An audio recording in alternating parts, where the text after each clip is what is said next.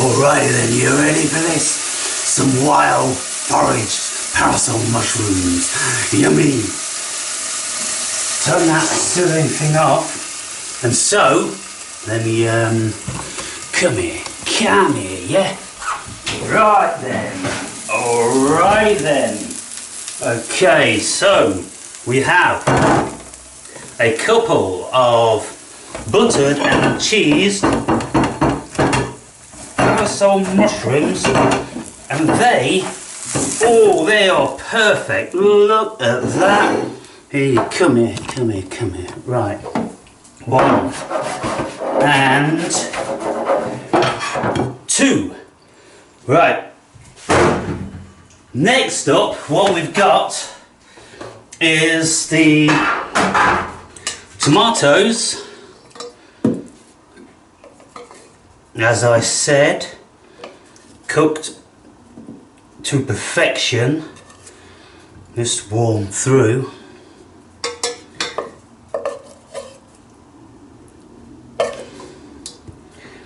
And do you think that that looks ample? Or do you think that it would benefit from anything?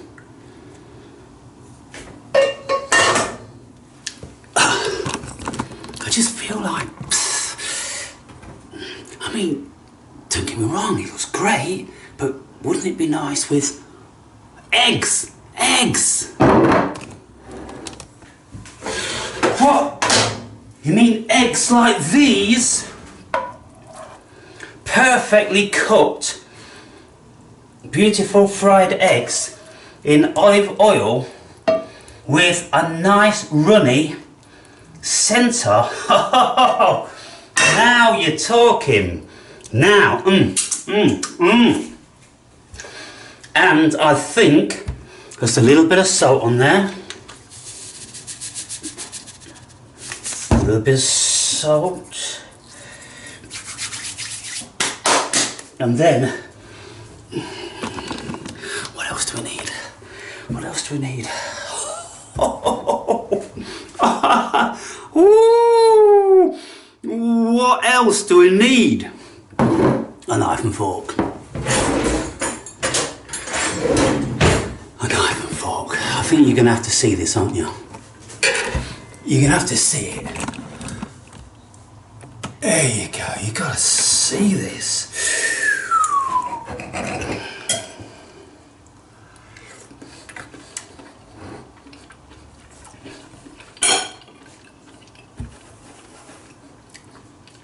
These parasol mushrooms are very tasty, and they have a good consistency to them, which is kind of like chewy, not just a soggy, slimy mushroom.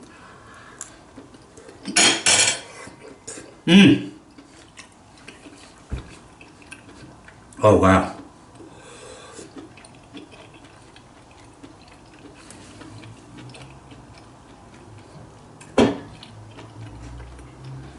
Hot damn.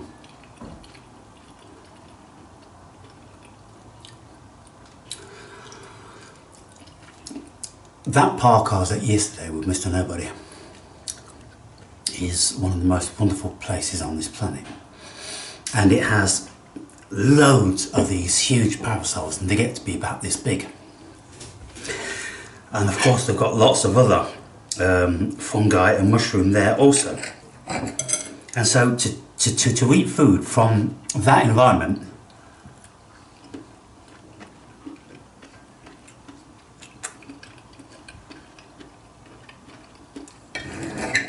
is like eating the fruits of the Garden of Eden. And incidentally, they were forbidden to pick and eat.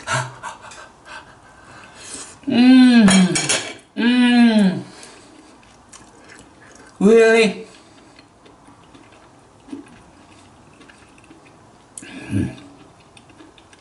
So what do you want to happen to these mushrooms then? You want these beautiful, healthy, tasty fruits to go out of the ground and not be consumed by human beings. You just want them to fall back into the ground. How stupid is that? I will never ever abide with stupid, dumbass laws. I just won't do it.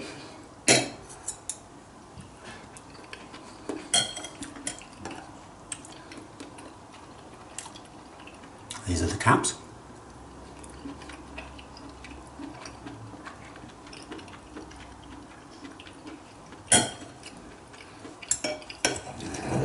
The extra mature cheddar cheese really adds something.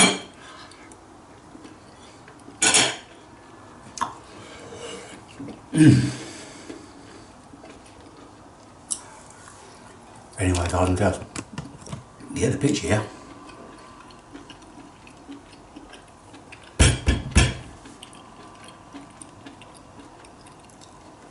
Natural forage mushrooms. Now, I'll show you something. With the Amanita muscaria I picked yesterday,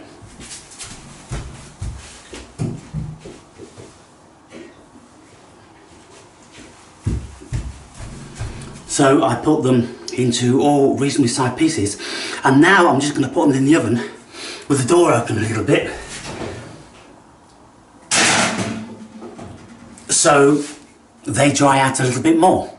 Normally, if they're a smallish cap, I'll hang them on a radiator when the radiator's on, and they dry out naturally that way.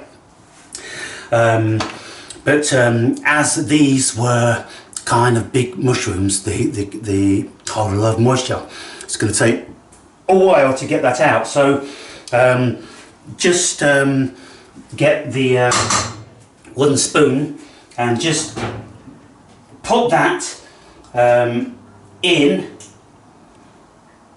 And I'm going to put it on a heat of about 150.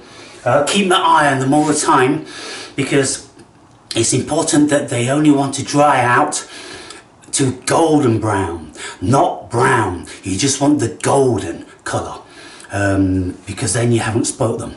And so I'll keep my eye on these. I'll keep looking every 5 minutes to see how they're getting on. Maybe I'll shift them to the top or to the bottom, whatever. But anyway, that's what's happening. And then when I've dried them out, I grind them up. I will boil them up in water and drink the water.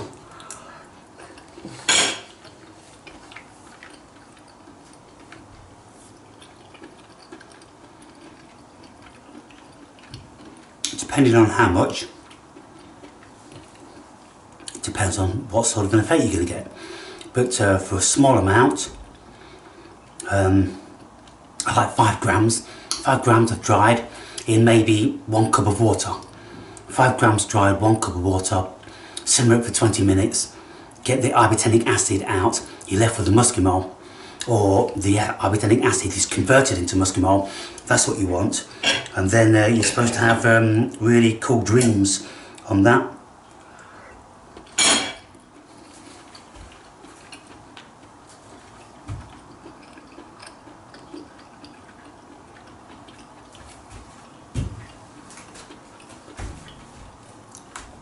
This is a beautiful meal.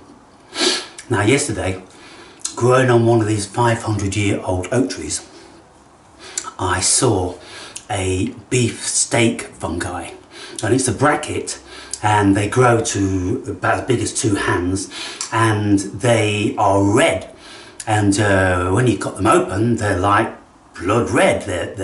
And this one, it was an old one, and so I broke a piece of it off, and it was actually like a piece of beef. And they're edible and supposed to be very tasty, and so I'm hoping to find one of those amongst a load of other beautiful edible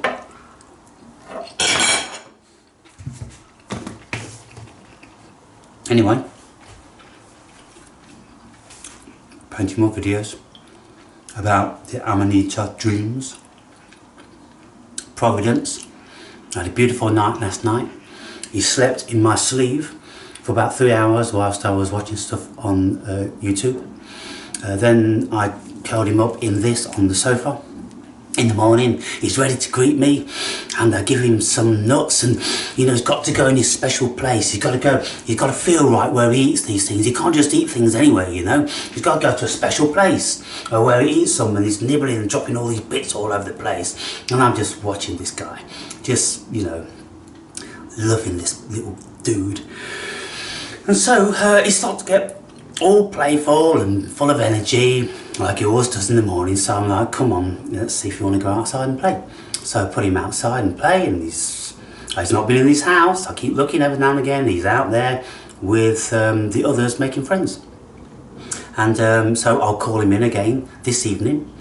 He'll be ready about 3 o'clock, 4 o'clock for his hot milk and his pecan nuts and you know, other different varieties of fruit and vegetables and that. And then he'll get nestled down, maybe in my hoodie or in the sleeve next to my body. And then he'll come awake a bit later and want to play and, you know, sit with me and all that sort of stuff. And so I'll just do this and for the next few weeks and see how it goes. And then he tells me he doesn't want to come in, then I'll leave him. So it's his choice. And he's smart enough to be able to know, make his own choices, people. He knows exactly what he wants. And so, there you go.